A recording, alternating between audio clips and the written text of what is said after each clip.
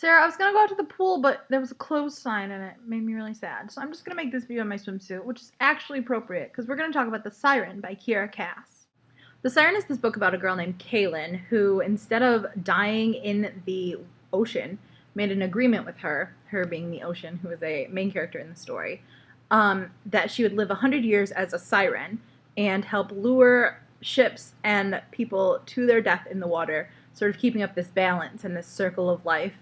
And so it makes for a super interesting premise of her moral struggle with killing people and her desire to love. She is a romantic and she wants above all else to fall in love with a man, but she is doomed to, or not even doomed, but obligated to not fall in love for 100 years. And then after the 100 years is over, she can live her life normally. So she's sort of this observer. She has to watch the world happen while she doesn't really get to participate in it. And the idea of the book and the theme of the book and the tone of the book are just amazing. One thing that I did really love about this book, this sort of theme that was there, was this relationship between Kaylin and the ocean. It's quite obviously a allegory for a relationship with God. The ocean will provide the sirens with everything they need, money and clothes. And, the idea is that, like, everything that is lost in the sea now belongs to the ocean and she can give it back to the sirens.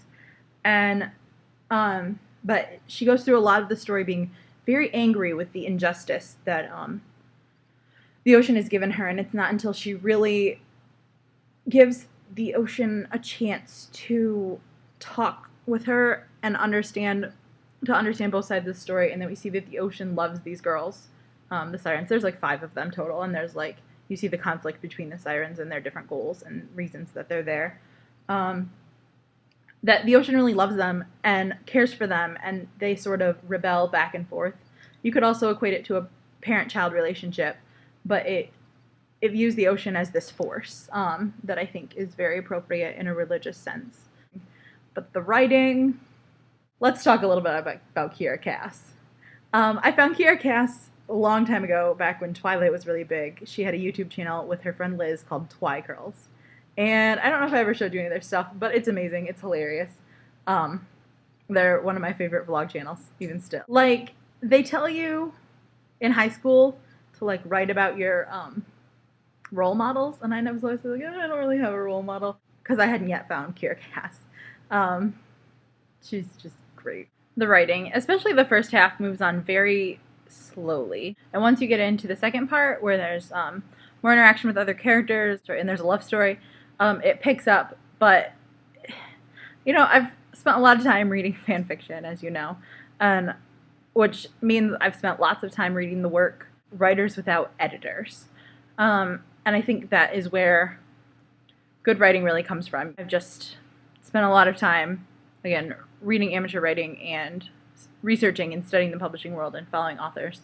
And I know that most of them will say that that's where everything really clicks together. I think if The Siren had ever been picked up for a published book, it definitely would have been a really good one and probably one of my favorite books. But it still needed a little bit of work, and that's why I was delighted when she announced that her second novel, The Selection, had been picked up. And it's amazing, and we're going to talk about that next week. So I hope you're having a good time. I'm glad I finally made a video. And I can't wait to talk about The Selection.